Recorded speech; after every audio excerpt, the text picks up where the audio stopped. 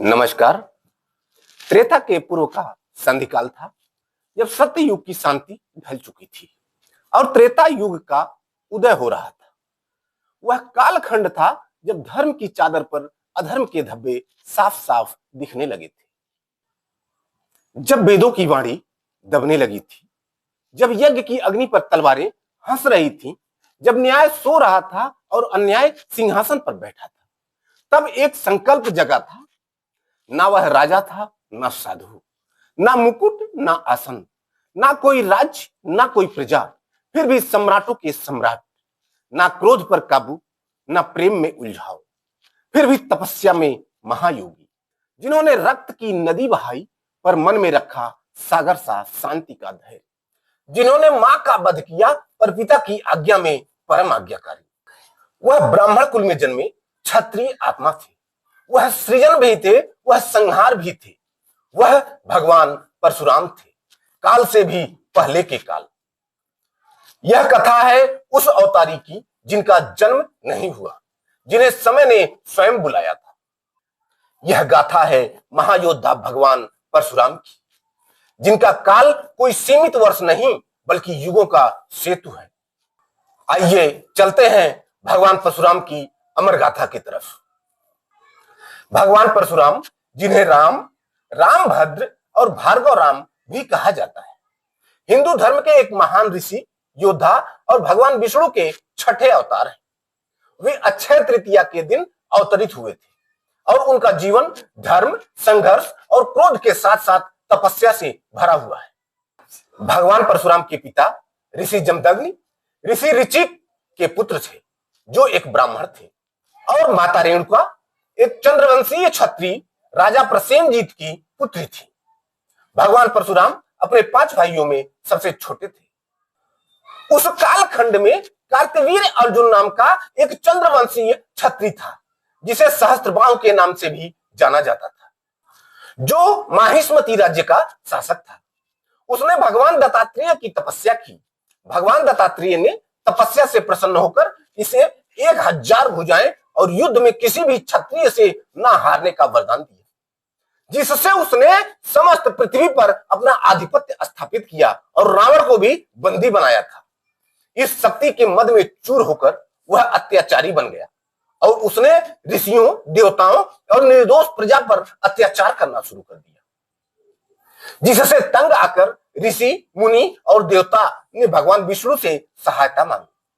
तब भगवान विष्णु ने अक्षय तृतीया के दिन भगवान परशुराम के रूप में अवतार लिया। भगवान परशुराम ने वेद, यज्ञ विधि, ब्रह्म ज्ञान और नैतिक धर्म की शिक्षा अपने पिता से ली तथा भगवान शिव से दिव्य अस्त्र शस्त्र, युद्ध कला और तपस्या की शिक्षा प्राप्त की। भगवान शिव ने उन्हें परशु प्रदान किया, जिसके कारण उनका नाम परशुराम पड़ा। उन्होंने भगवान शिव से पाशुपत अस्त्र, कालचक्र और अन्य दिव्य अस्त्रों की विद्या सीखी। एक दिन जब माता रेणुका जल लेने के लिए नदी के किनारे गईं, तो उन्होंने गंधर्व राजा चित्ररथ को नदी में स्नान करते हुए देखा और क्षण भर के लिए मोहित हो गई। इससे क्रोधित होकर ऋषि जमदग्नि ने अपने पुत्रों को माता का वध करने का आदेश दिया, परंतु उनके चारों पुत्रों ने ऐसा करने से मना कर दिया, जिससे उनके पिता ने क्रोधित होकर चारों भाइयों सहित माता का वध करने का आदेश भगवान परशुराम को दिया। भगवान परशुराम ने अपने पिता की आज्ञा मानकर चारों भाइयों सहित माता का सिर काट दिया। प्रसन्न होकर ऋषि जमदग्नि ने उन्हें वरदान मांगने को कहा, तो भगवान परशुराम ने चारों भाइयों सहित माता को पुनर्जीवित करने की मांग की और उनके पिता ने अपने तपोबल से उन्हें पुनर्जीवित कर दिया। एक बार सहस्त्रबाहु अपनी सेना के साथ वन विहार करते हुए ऋषि जमदग्नि के आश्रम पहुंचा। ऋषि जमदग्नि ने उसका आदर सत्कार किया और अपनी दिव्य कामधेनु गाय से उसके लिए भोजन की व्यवस्था की। सहस्त्रबाहु ने देखा कि कामधेनु अन्न, धन और सुखों की रचना कर सकती है, तो उसने जबरन उसे ले जाने की कोशिश की। ऋषि जमदग्नि ने उसे समझाया कि कामधेनु ब्राह्मणों के लिए पवित्र है, लेकिन सहस्त्रबाहु ने उनकी बात नहीं मानी। क्रोधित होकर सहस्त्रबाहु ने ऋषि जमदग्नि की हत्या कर दी और कामधेनु को लेकर चला गया। भगवान परशुराम को अपने पिता की हत्या का पता लगते ही वह आए और अपने पिता के मृतदेह जिस पर सहस्त्र बाहु द्वारा 21 जगह वार किया गया था उसको देखते ही भगवान परशुराम का क्रोध प्रलयकारी हो गया। भगवान परशुराम ने क्षत्रियों के अत्याचारों से पृथ्वी को मुक्त करने का प्रण लिया। उन्होंने 21 बार पृथ्वी को क्षत्रिय विहीन करने का शपथ लिया। उसके बाद भगवान परशुराम ने महिष्मती पर आक्रमण किया और सहस्त्रबाहु की सेना का संहार शुरू किया। सहस्त्रबाहु ने अपनी 1000 भुजाओं से युद्ध किया, लेकिन भगवान परशुराम ने शिव द्वारा प्रदत्त परशु से उसकी सभी भुजाएं काट डाली और अंत में भगवान परशुराम ने सहस्त्रबाहु का सिर धड़ से अलग कर दिया। भगवान परशुराम ने सहस्त्रबाहु के सभी पुत्रों और समर्थकों का भी वध कर दिया। इस प्रकार चंद्रवंश लगभग समाप्त हो गया। सहस्त्रबाहु के वध के बाद भगवान परशुराम ने 21 पीढ़ियों तक क्षत्रियों का संहार किया ताकि कोई भी अत्याचारी शासक न बचे, परंतु कुछ धर्मपरायण क्षत्रिय बच गए। जो क्षत्रिय सत्य और धर्म में स्थित रहे वे भगवान परशुराम के कोप से बचे रहे। इस प्रकार 21 पीढ़ियों का संहार वास्तव में 21 पीढ़ियों के अहंकार का अंत था। इसलिए कहा गया है कि अहंकार मनुष्य का सबसे बड़ा शत्रु है जो उसके विनाश का कारण बनता है।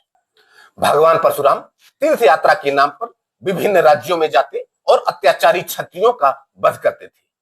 कहा जाता है कि उन्होंने समंत पंचक क्षेत्र में 5 कुंड बनाए और उन्हें क्षत्रियों के रक्त से भर दिया। जब पृथ्वी से अधर्मी क्षत्रिय समाप्त हो गए तो भगवान परशुराम ने अस्त्र शस्त्र त्याग दिया और तपस्या करने के लिए महेंद्र पर्वत पर चले गए। उसके बाद उनकी तपस्या तब भंग हुई जब राजा जनक के दरबार में भगवान शिव के धनुष पिनाक का भंजन मर्यादा पुरुषोत्तम भगवान श्री राम द्वारा किया जाता है। पिनाक के टूटने की आवाज इतनी तेज थी कि महेंद्र पर्वत पर तपस्या कर रहे भगवान परशुराम के कानों तक पहुंचती है।